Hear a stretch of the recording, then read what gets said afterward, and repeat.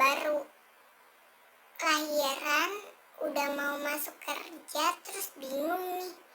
Sebenarnya bisa nggak sih nyusuin habis lahiran terus mau balik kerja tuh? Cara nyimpen asinya gimana ya? Katanya asi emang bisa disimpan berapa lama?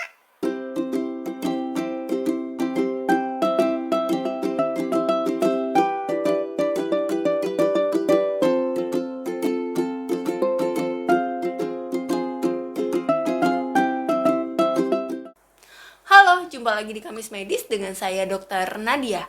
Kita akan bahas medis di hari Kamis, dan di hari Kamis ini saya akan bahas tentang manajemen ASI perah.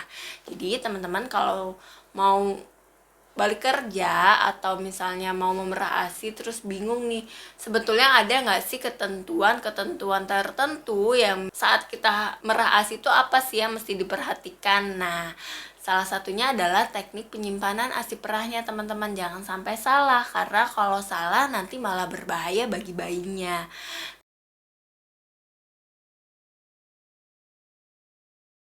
Penyimpanan ASI ini ada ASI perah segar dan ASI perah beku. Nah, bedanya apa nih?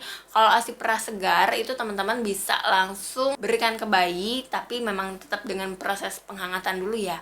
Kalau dia beku, teman-teman harus nunggu dia agak sedikit mencair dulu, baru nanti dihangatkan gitu. Kalau ASI perah segar itu bisa dilakukan di 3 tempat nih penyimpanannya. Yang pertama, misalnya teman-teman habis merah, terus kayak, aduh aku nggak punya kulkas nih dok, gitu. Terus mesti pakai apa? Merahnya berapa lama ya habis diperah, boleh dikasihin ke bayinya. Nah, kalau di suhu ruangan ya teman-teman, suhu ruangan itu dari 27 sampai 34 derajat Celcius misalnya. Teman-teman bisa taruh asinya di wadah yang steril, yang udah disterilkan gitu dengan teknik pemerahan yang benar gitu. Nanti teman-teman bisa taruh ASI itu selama 3-4 jam. Setelah itu dapat diberikan ke bayinya. Tapi kalau lebih dari 4 jam sebaiknya tidak usah, langsung buang aja, karena takutnya berbahaya ke bayinya.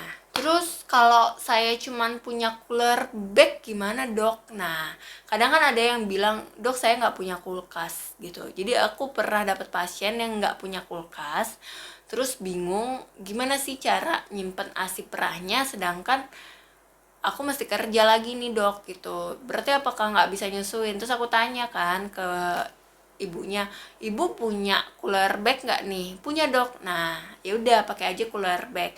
ASI yang ditaruh cooler bag itu atau cooler box atau ya namanya itulah ya, itu suhunya pastikan 0-4 derajat Celcius dan harus tertutup kalau bisa. Jadi maksudnya kalau teman-teman habis perah, teman-teman langsung taruh situ, dan kalau bisa jangan terlalu sering dibuka. Kalau dibuka kan nanti suhunya akan berubah ya gitu.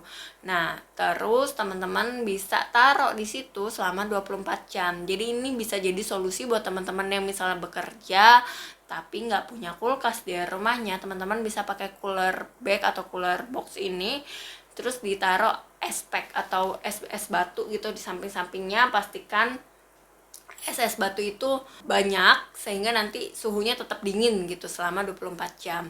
Dan bisa nih gitu, jadi teman-teman misalnya pernah di kantor terus dikasihin deh buat besok bayinya ditinggal, terus pas pemerahan di kantor selanjutnya dikasih lagi ke bayinya besok pas ditinggal kerja. Terus yang ketiga, untuk penyimpanan ASI segar, teman-teman bisa taruh di kulkas bagian bawah. Jadi kulkas itu kan biasanya ada 2 bagian ya. Bagian yang atas tuh biasanya freezer yang biasa kita buat pakai es batu, yang bawah itu bagian yang kita biasa taruh buah gitu-gitu kan. Nah, kalau teman-teman taruh esnya di taruh susunya di situ, asinya di situ di bagian yang bawah, karena mungkin bagian atasnya udah keisi daging gitu-gitu kan. Terus teman-teman nggak ada kulkas lagi, teman-teman bisa taruh tuh di situ dan bisa bertahan si asi itu selama 3-5 hari, teman-teman. Pastikan juga bahwa bagian bawah kulkasnya ini itu suhunya bisa di angka kurang dari 4 derajat Celcius. Nah, selanjutnya ASI perah beku. ASI perah beku ini adalah ASI yang betul-betul masih dalam jadinya bentuk es gitu. Jadi habis teman-teman perah, teman-teman misalnya masukin ke freezer, terus dia masih dalam bentuk es. Kalau yang tadi ASI perah segar tuh dia udah mencair gitu kan. Jadi maksudnya masih bisa nih, nanti tinggal dihangatkan saja ke bayinya. Jadi nggak perlu menunggu dia cair dulu. Nah, kalau ASI perah beku ini teman-teman bisa taruh di 3 tempat lagi. Kalau di lemari es yang satu pintu ada freezernya, itu bisa bertahan selama 2 minggu teman-teman. Jadi teman-teman bisa taruh di situ, terus nanti selama 2 minggu, kalau udah lebih dari 2 minggu sebaiknya dibuang aja, atau mungkin bisa dikasih ke bayinya sebelum 2 minggu ya gitu. Dan pastikan freezernya itu suhunya kurang dari 15 derajat Celcius. Kalau untuk freezer dengan lemari es yang 2 pintu, teman-teman bisa bertahan nih, itu ASI perahnya selama 3-6 bulan. Nah, biasanya dengan suhu kurang dari 18 derajat Celcius gitu. Nah, kalau yang teman-teman misalnya punya di freezer yang betul-betul khusus freezer aja, itu bisa bertahan 6-12 bulan teman-teman. Dan di freezer ini yang pasti pastikan suhunya itu kurang dari 20 derajat Celcius. Nah, biasanya yang jadi pertanyaan teman-teman adalah, kalau beku gini bisa langsung dikasihin nggak ke bayinya? Nah, kalau misalnya lagi beku, teman-teman tuh sebetulnya semalam sebelum mau dipakai ASI-nya itu sebaiknya teman-teman taruh dulu di kulkas bagian bawah gitu. Jadi dari freezer nih bagian atas misalnya teman-teman udah taruh, terus mau dipakai nih, misalnya saya mau pakainya besok gitu.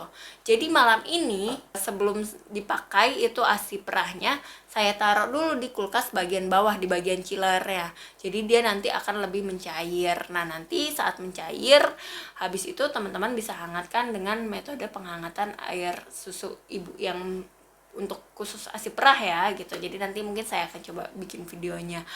Jadi bukannya langsung dikeluarin terus ditunggu di suhu ruang, karena itu akan terjadi perubahan drastis ya, dan itu nggak baik juga sebenarnya buat nutrisinya, walaupun tetap lebih bagus dibandingkan susu formula gitu teman-teman.